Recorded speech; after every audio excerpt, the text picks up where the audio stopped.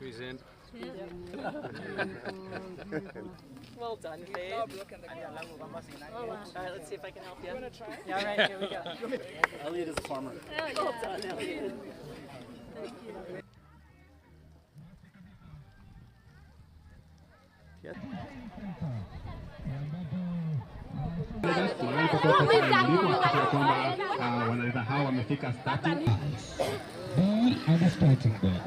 This is the happiest thing I've done to my community, which I feel so proud of, because of something you have been dreaming of and thinking of, like, what can I give to my community? What can I give to my people?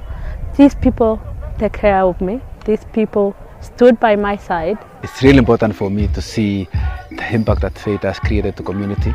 It's also one way to keep a hand to my colleague, actually, as a sportsman, and keeping a hand to a sportswoman. I feel honored to be here because Faith is such a hard-working woman.